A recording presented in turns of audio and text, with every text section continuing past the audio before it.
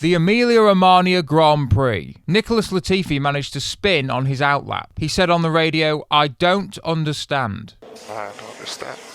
I do. It's because you're shit. The session would then get interrupted by 5 red flags. Kevin Magnussen dropped it at turn 12, Lando Norris crashed at turn 12, Valtteri Bottas broke down, Alex Albon's arsehole exploded, and Carlos Sainz fucked his Ferrari into the final corner. Lewis Hamilton almost got knocked out in Q1 for the second time this season, only making it through by 0.004 seconds. That's the same amount of time Sky Sports F1 broadcast the session before they cut to an ad break. When did they start putting adverts in qualifying?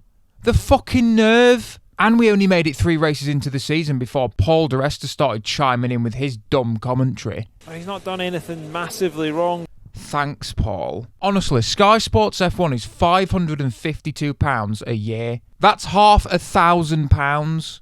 For that money, Martin Brundle should be in my living room serving me margarita. But it was Max Verstappen on pole position, with a lap time he set going through double-waved yellow flags. He wasn't penalised because, as Christian Horner explained, we saw him do a massive lift.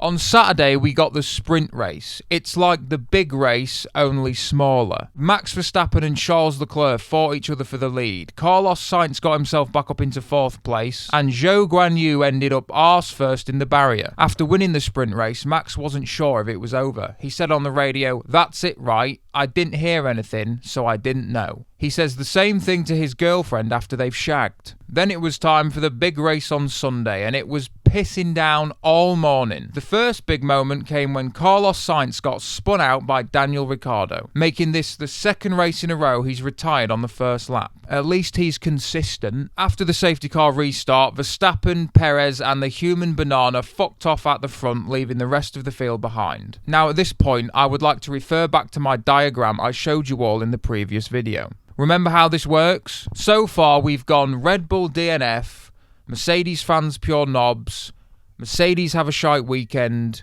Red Bull fans pure knobs, Red Bull DNF, Mercedes fans pure knobs, and so what happened this weekend? As the time has come for Lewis Hamilton to make way for Max Verstappen, and ouch, that is going to hurt. That's absolutely diabolical.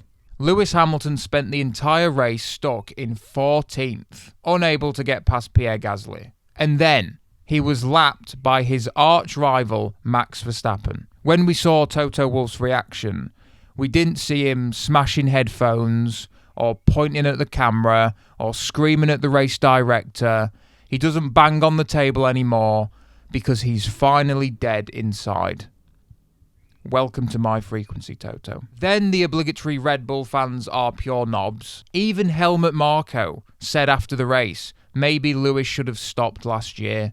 Bit of a dick. So now, we are here in the cycle. One more and I get a free roast chicken. But I'm going to change it slightly from Mercedes has a shite weekend to Lewis has a shite weekend. Because George Russell, that tall glass of milk, he's been raging. So far this season, he's got 4th, 5th, 3rd, and then 4th again this race. In fact, he was fighting for 4th with Valtteri Bottas. And this time they managed it without a homicidal incident. I have an opinion. Maybe Mercedes fired the wrong driver. But obviously, Lewis Hamilton's fans, who are out of their minds, are putting all the blame on Mercedes. Mercedes doing fuck all to help Lewis. How the fuck can you give the greatest ever a car like this? Russell P4. What the fuck is wrong with Mercedes? Fuck's sake, Mercedes, why are you giving me a heart attack? Fucking hell, that Mercedes is shit. If I was driving that Mercedes, I think I'd kill myself. Mercedes, fix your shit before we storm Brackley. So while George got a decent 4th place, Lewis Hamilton's fans are threatening to burn down the Mercedes factory. Bit of a mixed weekend. Worse for them, Red Bull were untouchable this weekend. After Sainz got shagged into the gravel by Daniel Ricciardo, the only thing Charles Leclerc could do was bring the car home in 3rd, damage limitation. Oh, Charles Leclerc goes in.